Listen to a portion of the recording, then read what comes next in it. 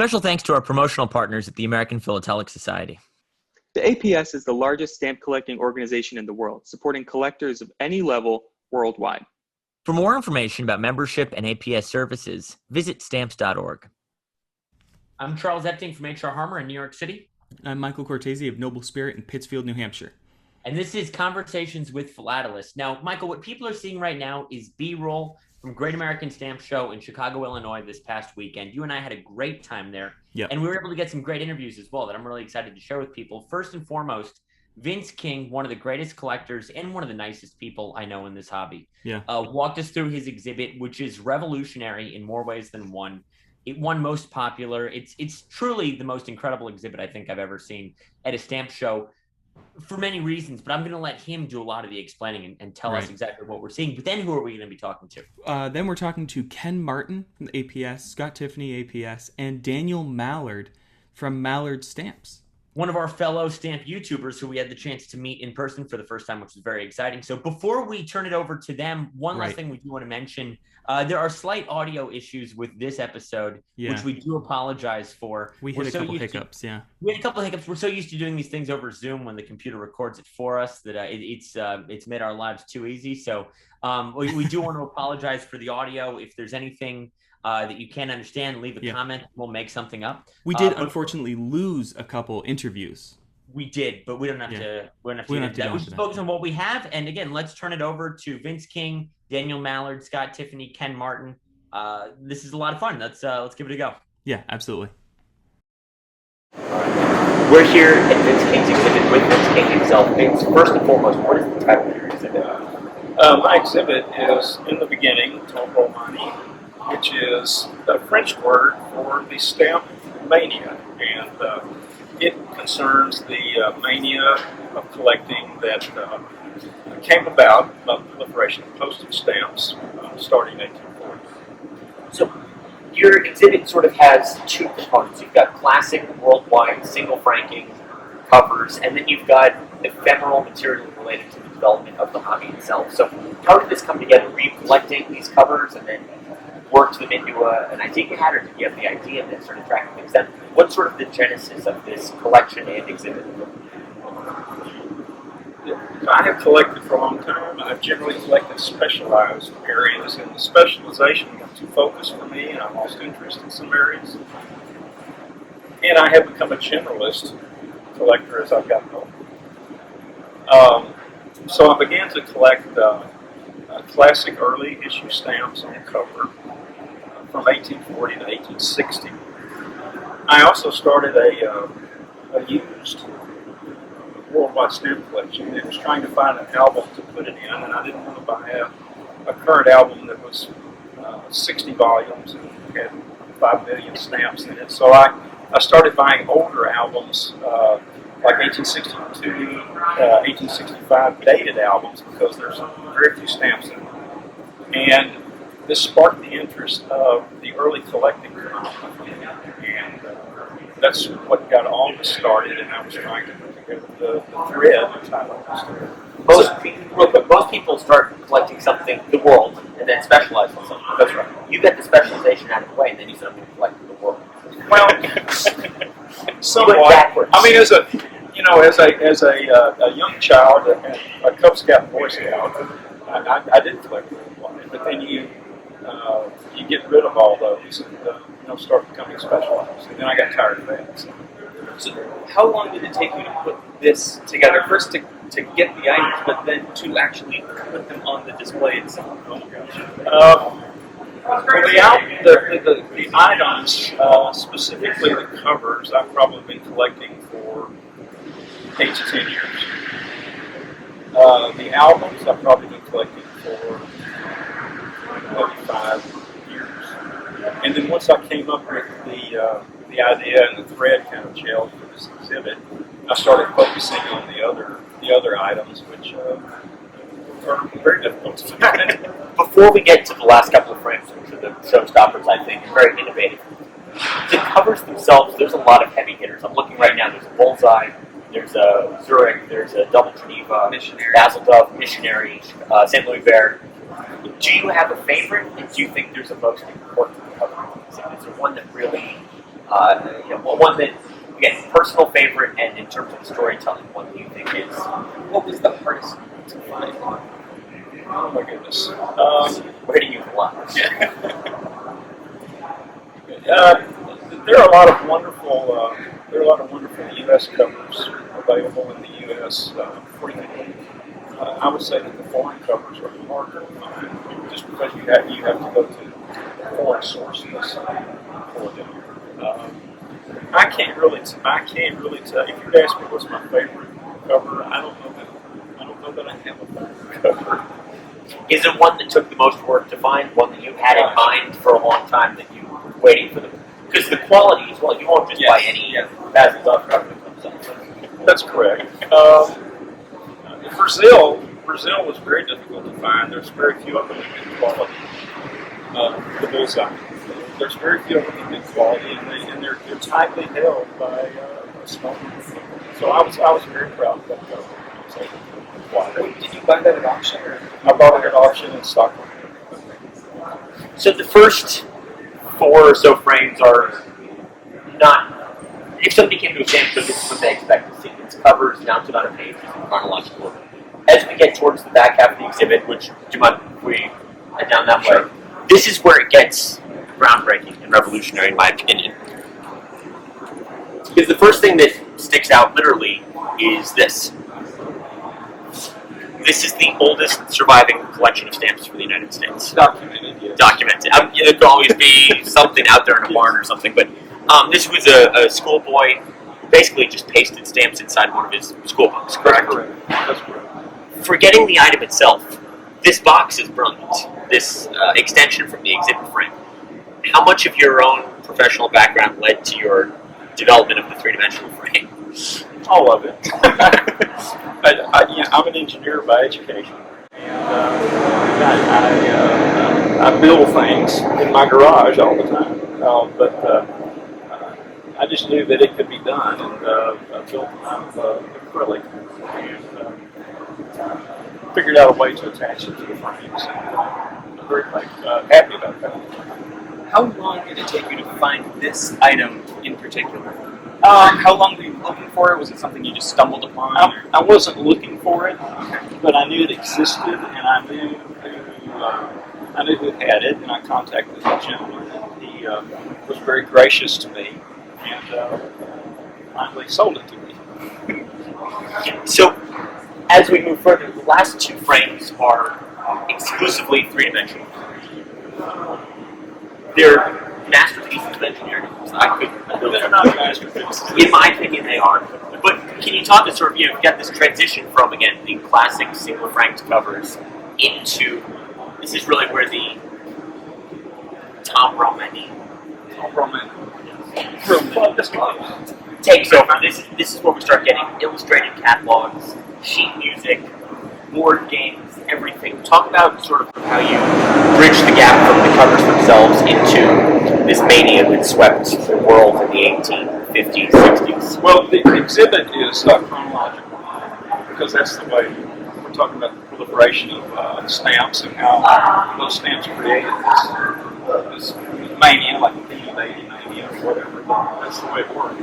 And the popular culture writers and the people that controlled the media, as it was back then, they didn't get too interested in it until it reached a certain synergy or certain size.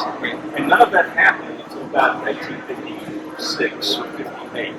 So in the front end of the exhibit, you don't see many of those items. There are a few, but you don't see many of those items in there.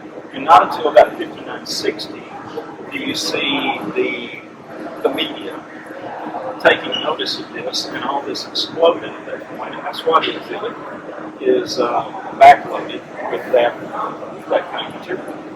So all of these pieces are incredible. They must have taken forever to find them. One that caught my eye in particular was this item here, which is the first auction catalog to ever list stamps as an auction file. So, you've broken the third dimension with the stamp exhibit. Do you think this is something that could be, we talked to Alex Hyman the other day, who collects his Zulu War, where he has rifles and shields in addition to the portrait. Do you think this is something that could become more pervasive in philatelic exhibiting? Do you think this could be? Sure. I think a lot of people want to do it. I think you have to be somewhat creative and able to work with your hands to build these acrylic boxes. And I don't mind sending anyone the generic plans on how to build them, but you can build them any size shape you want to. And I think people that want to do it can. I don't think there's enough demand for it for someone to go in the business to make it. But if you, that could be a side business for you. no, I can guarantee you. But I do think that the people that have the desire to do it. It's something that excited everybody. I remember getting here. I have not walked past here without there being at least 2 or 3 people. This is the quietest I've seen, unfortunately, as we can film. Right. But this is really, it seems to have taken the show. Everyone told me you've got to go see Vincent's exhibit. That was the buzz the first couple of days. When I came in, he said, I asked him where it was. He said it's the one with the line. Well, I was concerned. I was generally concerned about the judges and how they would accept it. And, you know, they would, I think, rather not see it. It complicates their mission. But I'm more into exhibiting for the people that come to the show. So, and this one most popular thing, correct? That's correct. What's next? Where are you taking this next? That was my question. So if people watch this and they want to see this in person, what do you have in store for this exhibit? I am taking it to Sarasota, hopefully in January. I will take it to other shows. I did receive good feedback from the judges in areas that I think I can improve upon.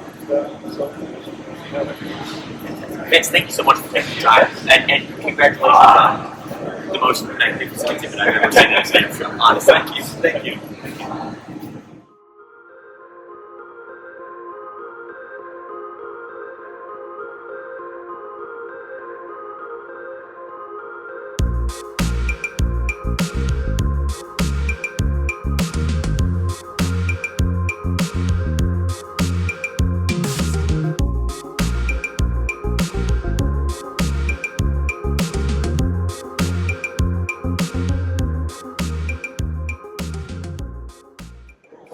We're here with Scott Tiffney, librarian and director of information services at the APRL. Scott, the library was shut down for quite a while. Physically shut down, but the services continued for them. Right. So we shut down when COVID hit back a couple of years ago now. Shut down for about 2 months. And then for about an 8-month period after that, we were down for just staff only and restricted staff. So we only, in the library, we have 4 full-time employees. We were down to 2. It was the reference librarian and myself. But if we could work remotely, we worked remotely. Which had its own challenges because we had a backlog, that 2-month backlog of material to get through.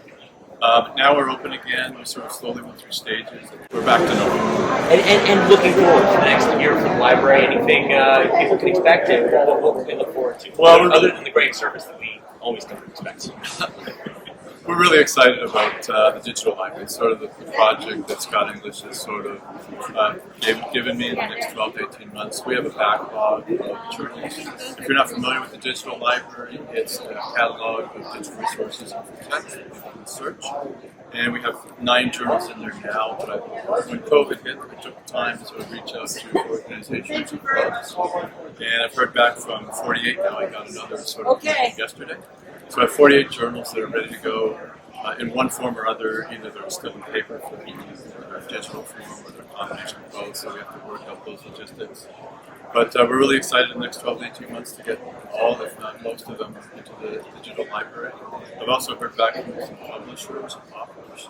So we have about 10 books now that are going to go in as well as some government documents. So we have the U.S. Postal Guides and the report from the Postmaster General here in the U.S. And that's accessible to all areas. You have to be an APS member. Right now we have the database open. When COVID hit, we decided to open it up to anyone. It's sort of a, hey, here's something that you get with your membership to sort of promote membership in the society. But eventually we're going to turn it back to just a bigger APS. Scott, thanks so much. Can't wait to see you at Belfont. My pleasure. Great to do that.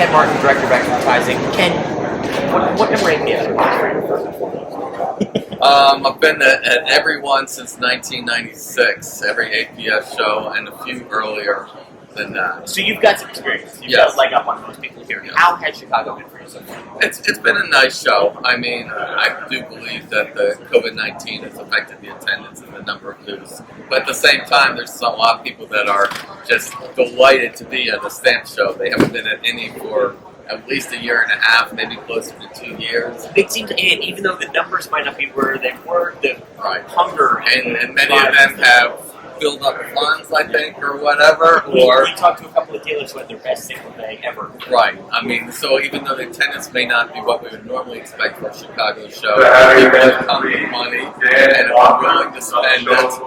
So I think most of the dealers are very happy, and I think most dealers had a good time. We had just about as many meetings and seminars. I think we have almost 35 societies with booths and some additional ones meeting. So, and multiple first day ceremonies. You know, there have been the challenges of the people who haven't been able to get here from outside the U.S. and other things, but I think we've overcome as best as possible most of those, and I think for most people it's been a great event. And as far as expectations, We've actually seen a surge, and the surge seems to have slightly dropped off back to more normal. But you're one of the divisions that can do things remotely online. Right, You yeah, know, it's basically done remotely through the mail, and people who couldn't get out, couldn't be at shows, meeting with others. Some people have said, I've gone through material I've had 20 years. all that stuff It's that's like, back. I'm not really sure whether this is good or I think it needs a certificate. So they've gone through some of that. So I think it was last year in August we had one of our strongest months in 20 or 30 years. I mean, we're just swamped with items. So overall, it's been fine for exercise. And looking forward to next year, what are you excited about? Well, I'm hoping that we're completely past COVID-19. Don't want to, who knows? And I'm hoping that we can be more in the 140 to 150 dealers. Sacramento, we've been twice, 2004 and 11 or 12, I think it was. Both of them have been very strong shows. Sacramento has one of the strongest APS chapters, the Sacramento Stamp Club or Sacramento Philatelic Society. At one of our shows, they briefly surpassed 300 members. I mean, and Sacramento's not New York City either. Not Los Angeles. So it and a club in Florida tend to be among our two largest chapters. Sacramento Philatelic Society meets typically 48 to 50 weeks a year, every week of the year, except for, I think they meet on Wednesdays, if I remember, so they take off the Wednesday before Thanksgiving, and depending how Christmas and New Year's fall. So it could be as many as 51 weeks. It's a very active club. At one point, I think we had 4 or 5 different APS dealer members in Sacramento. It's relatively near San Francisco, yet a little bit less expensive. So it's been a good venue for us in the past. So I'm hoping we get things back to more normal. We won't be able to take many more exhibits. I mean, I have over 800 frames here. Maybe a little bit more than that, and really we can't take that many more meetings or seminars, but if we can get more dealers and booths and more people attending and maybe more people for the youth area. I think some people, I'm not sure I'd want to bring out my 8-year-old kid at this point in time for the youth area. So there are areas that are still feeling something. Fantastic. Ken, thank you so much. Enjoy the rest of the show, and we'll see you next time. Thank you. Good to see you all. Yep. Take care.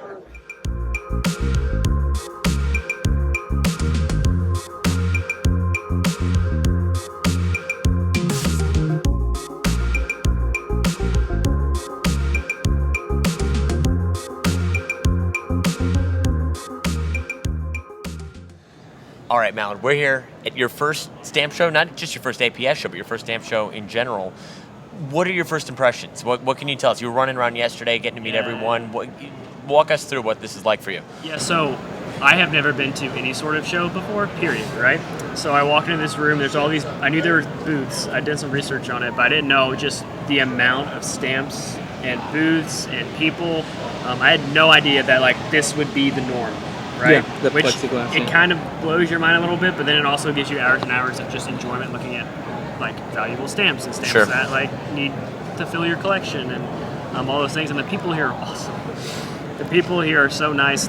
Not only when you talk to them do like I kind of talk about my YouTube channel stuff, but then they like also kind of tell me about themselves, which I would say is pretty unique. Pretty special. I think the stamp community is so loving and caring of each other. I think I've seen that here even more than I knew before. So. Walk us through your own personal journey up to the YouTube channel. How did you get started? What are your interests? And then again, sort of culminating in YouTube. Okay, so I'll just start from when I started collecting stamps. We don't have to go all the way back. So my granddad actually passed away when I was in 8th grade. Passed down his stamp collection to me. And I got a hold of them, and I started going through them. Of course, I go on websites and eBay, and it's like, oh, this stamp's worth $10,000. It's not, right? But I got that bug where like really excited about stamp collecting and really wanted to get into it. And then I also got my dad's stamp collection, kind of combined them, little things here and there. Kind of put it to the side until after high school, and then actually my senior year in college, I got the bug again. I don't know what did it. That was around the same time I really got. It was like when I was a senior in college. Was huge for me. I don't know. Yeah. I was sitting on eBay buying stuff. I was doing the same. Probably from NobleSpirit, and I didn't know what I was doing. So I started collecting stamps, and from that point on, I've just been collecting. Of course, it's kind of ebbed and flowed a little bit, but since I started the YouTube channel, it's definitely picked up drastically. So after college, I moved up here. I work for a soccer organization.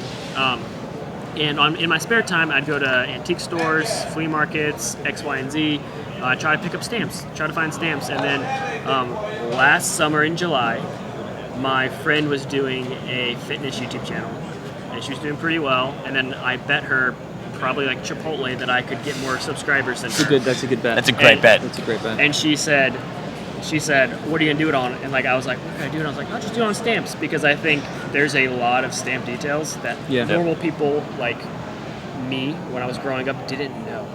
Like perfs, what the heck are perfs? Like we know what perfs are, but kids have no idea what they are. So I wanted to make a channel where all that kind of those details were in one place, like finding watermarks. What do you do? How do you use them? And then I started doing that, and people liked it. And then I started doing grab bag exchanges where subscribers send me a grab bag of stamps. They send me a note in the grab bag saying, hey, love your channel. These are the stamps that are included. Could you maybe help me fill some of my holes in my collection? I try to do the best I can to send them back. And so I've gotten a huge young following doing that. Kids love it. They love it. And yeah, I mean, it's been growing ever since. I have huge bins of stamps I got from a stamp dealer probably 3 years ago, 10-gallon bins of stamps. And I mean, they were probably put in there in like the 70s or 80s, so everything is like super old, and I do videos where I go through those, and I discover stamps. And right now I'm in the hoarding phase, I guess you could say. It never ends. Yeah, so I have stock books of like countries, and I just start filing them away, going through them, and I love it. Who won the Chipotle? I did. I've smacked her. I think she's sitting at like, I could go look right now. I think she's sitting at like 160.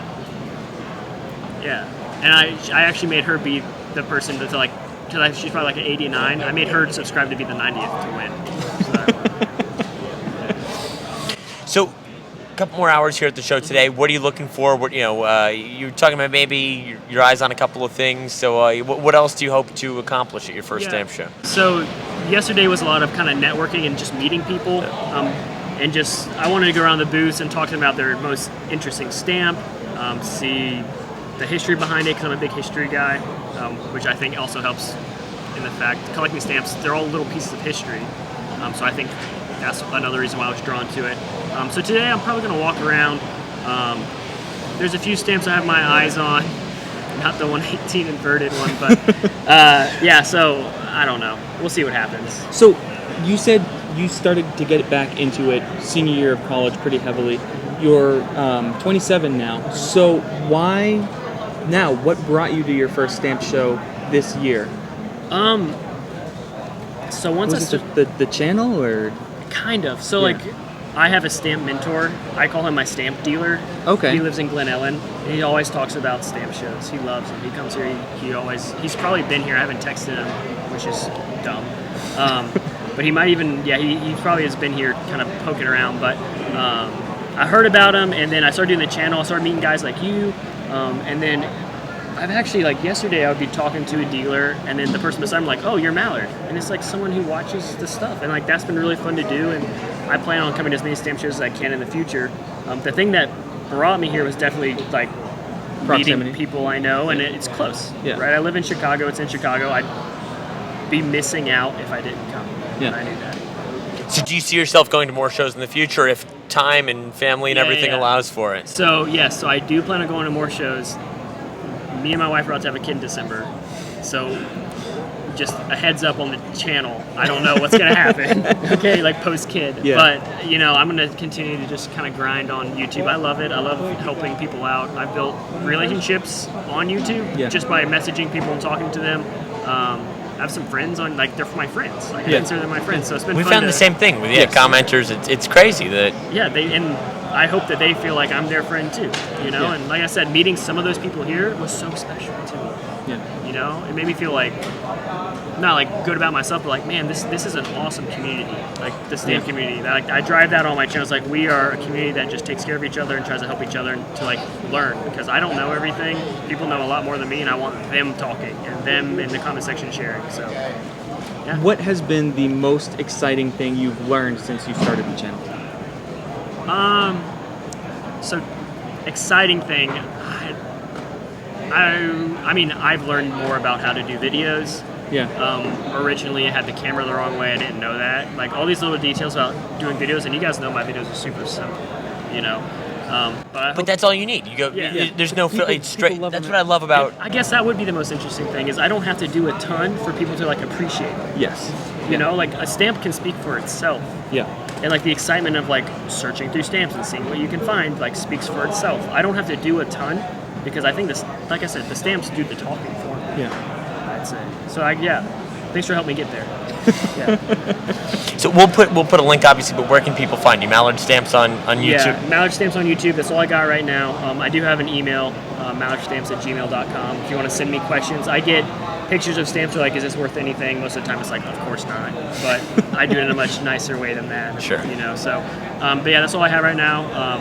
I still, of course, work full-time a different job. This is kind of what I do for fun, my hobby, but I love it. So I will plan on still doing it in the future and meeting new people and building relationships and stuff like that. Great. Awesome. Great to have met you. Enjoy the rest of the show, and the three of us will keep in touch. Awesome. Yeah, sounds perfect. Good. Sounds good. Thanks. Michael, I really enjoyed our time in Chicago. I do want to thank really quick Corey, who was our camera person. Yes. Allison and Kaylee, your wife, who the five of us, I think, made a great little unit at the show, and I really enjoyed that. And Westpex as well. We had that great little team of yourself, Kaylee, Corey, myself, and Allison. So huge shout out to all of them. Huge shout out to Vince, Scott, Ken, and Mallard for joining us in these interviews. Yeah. For people who don't know, they can find us on YouTube, Spotify Podcasts, Apple Podcasts, philatelypodcast.com, philatelypodcast@gmail.com if they want to reach out to us. Find us on Twitter, shoot us an email. Michael, I'm really excited for the next show. I can't wait to do this. We're going to be doing a lot more of these in-person shows. I mean, you're coming up to Boxborough for a day. We both got booths at NoJax. You're coming down to Ballpex, but you don't know it yet. I don't know it yet, but I'll be there. I'll see you at Ballpex too. But no, this is going to be a fun back half of the year. You and me running around. Maybe we'll even go back to Chicago for Chicago Pex. Yeah, that'd be fantastic. Michael, until next time, it's been a lot of fun. Yeah, see you then.